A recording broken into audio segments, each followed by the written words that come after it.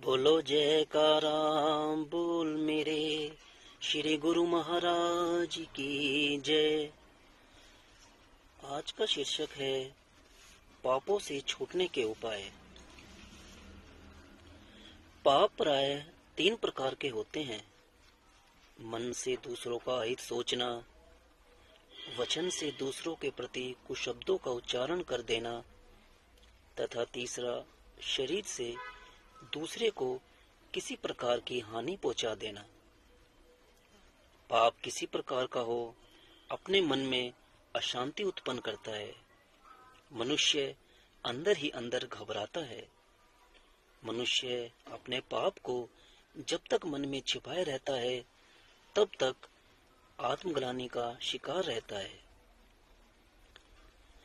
मनुष्य के कई व्यक्तित्व हैं। एक उच्च पवित्र व्यक्तित्व है जिसे आध्यात्मिक व्यक्तित्व भी कह सकते हैं। आध्यात्मिक व्यक्तित्व सांसारिक संकीर्णताओं से परे है।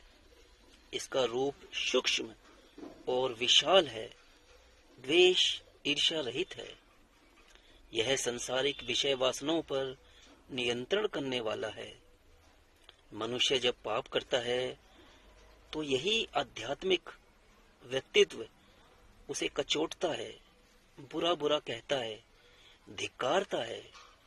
इसलिए पाप और विकार में व्यक्तित्व सदा डरता रहता है, मन सदा बेचैन रहता है। आध्यात्मिक व्यक्तित्व की सजा मनुष्य अंदर ही अंदर भुगतता रहता है।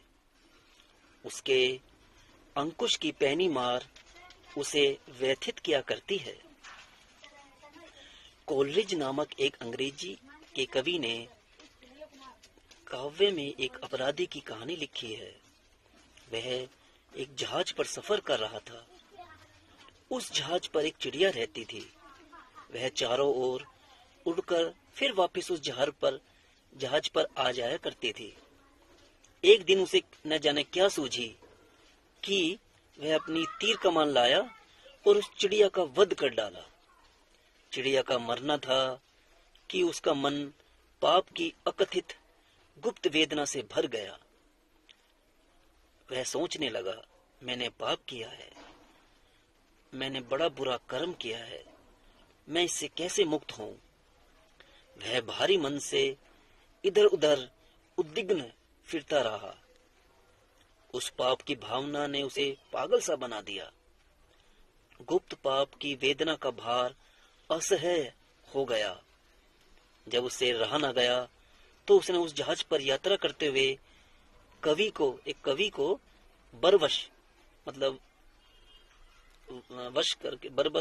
रोककर अपने पाप की सारी कहानी कह डाली, पश्चाताप प्रकट किया और पाप प्रकट कर आत्मग्लानि से मुक्ति प्राप्त की।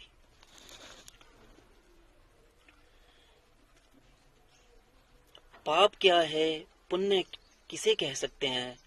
साधारणतः यह कहा जाता है कि जिन कर्मों से मनुष्य नीचे गिरता है, उसकी बुद्धि भ्रष्ट हो जाती है, उसे पाप कहते हैं। इसके विपरीत जिन शुभ कर्मों को करने से बुद्धि स्वच्छ निर्मल होने लगती है, आत्मा संतुष्ट रहती है, वे पुण्य है। पाप से मन में कुविचार और कुकर्मों के प्रति कुवृत्ति उत्पन्न होती है और पुण्य से अंतःकरण शुद्ध होता है। यूं तो मनुष्य को पाप करते ही स्वयं मालूम हो जाता है कि मुझसे पाप हो गया है, किंतु फिर भी शास्त्रों में कुछ ऐसे पाप हैं जिनसे सदा सर्वदा बचना चाहिए। ये 5 पाप हैं, जिनको 5 महापातक भी कहते हैं। ये कौन से हैं? पहला, ब्रह्म हत्या, अर्थात किसी वेदज्ञ, तपस्वी या ब्राह्मण की हत्या करना। दूसरा, सुरापान या मद्यपान, जिसको शराब भी कहते हैं, पीना एक ऐसा पाप है जिससे मनुष्य पतन की ओर झुकता है। शराब पीने के बाद कुविचार और कुकर्म की ओर प्रवृत्ति होती है। मन में बहुत ही कुविचार और कुकर्म की प्रवृत्ति होती है मन में शराब पीने के बाद। तीसरा है गुरु पत्नी के साथ अनुचित संबंध। चौथा है चोरी करना। इसमें हर प्रकार की चोरी सम्मिलित है। चोरी का माल स्वयं नष्ट हो जाता है और घर में जो धर्म की कमाई होती है उसे भी नष्ट कर डालता है। और पांचवा है महापातकियों, अर्थात जो महापापी हैं उनके साथ रहना भी एक पाप है, क्योंकि उनके संसर्ग से, संसर्ग अर्थात उनके उनके उनके संगत से कुप्रवृत्ति, बुरे विचार पैदा होते हैं। इनके अतिरिक्त अनेक उपपातक भी हैं। जैसे उपपातक अर्थात मतलब छोटे छोटे पाप भी हैं जिनसे हमें सदा सर्वदा सावधान रहना चाहिए।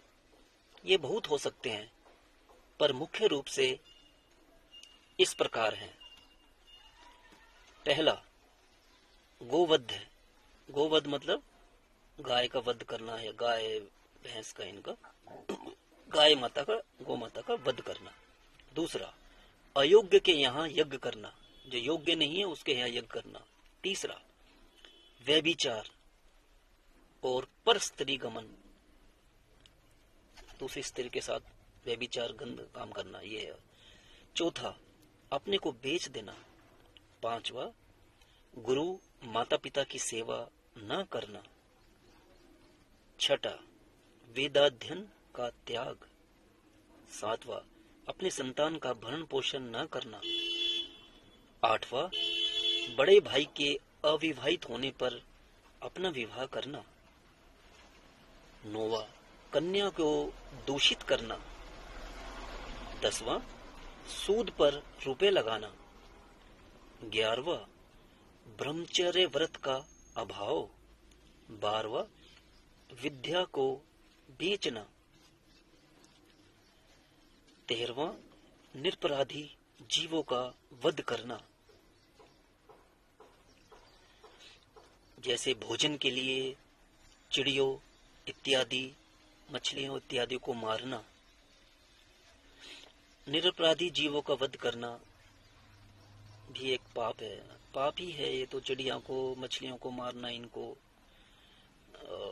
मुर्गियों को मारना, बकरियों को, बकरों को मारना। 14वां ईंधन के लिए हरे वृक्ष को काट डालना। वृक्ष को काट डालना भी एक प्रकार के हत्या के ही समान है, क्योंकि हरे वृक्ष में जीव होता है, ये भी एक हत्या के समान है। 15वां अभक्ष्य पदार्थों को खाना। अभक्ष्य अर्थात जो जैसे कि मांस, मदिरा, प्याज, लहसुन, अंडा इत्यादि खाने से बुद्धि विकार में होती है और पाप में प्रवृत्ति होती है। अतः सदा सात्विक आहार ही खाना चाहिए। 16वां अग्निहोत्र न करना। 17वां अपने ऊपर चढ़ा हुआ कर्ज न चुकाना। 18वां गंदी पुस्तकें पढ़ना।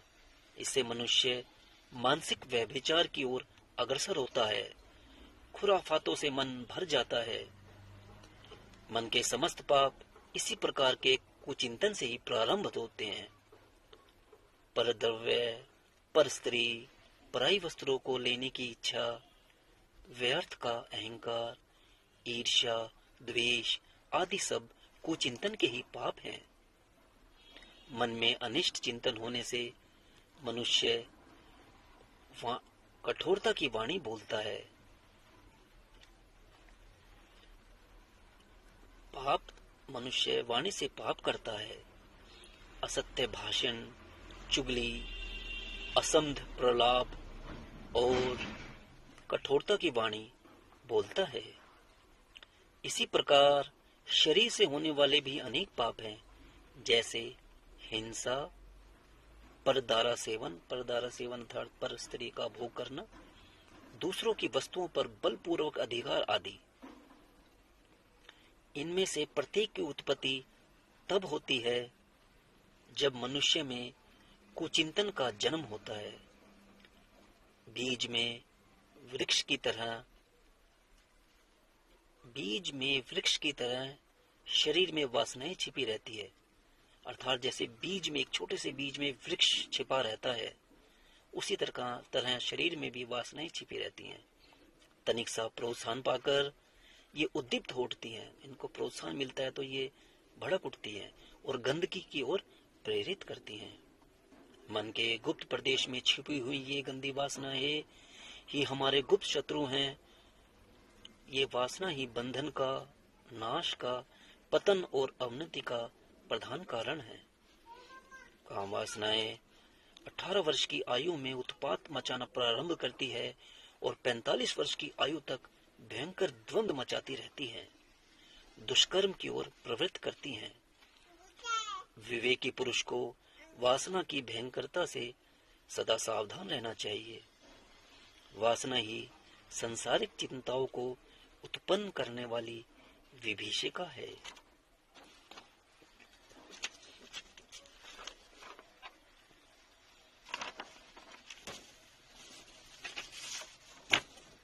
अब प्रश्न ये उठता है कि पाप से कैसे बचें?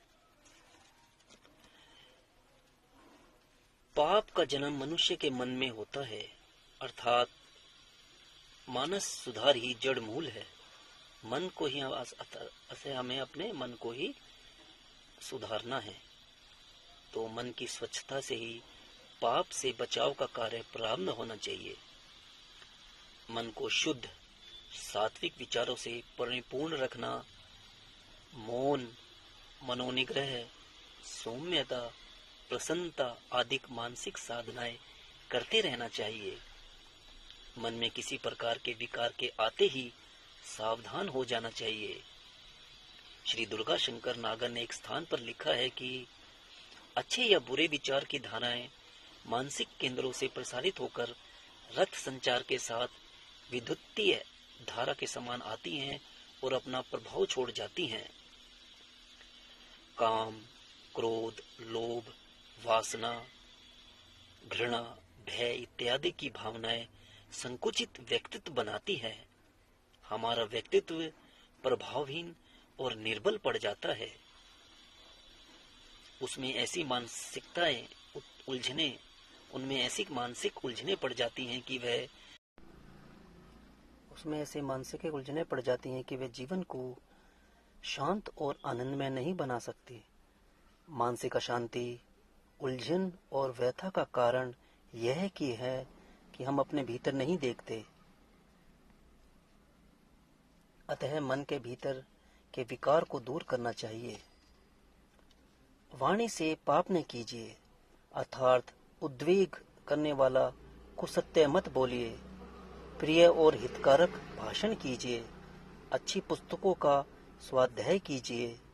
आत्मा को प्रिय और आत्मा के आदेश के अनुकूल कर्म का अभ्यास करते रहिए।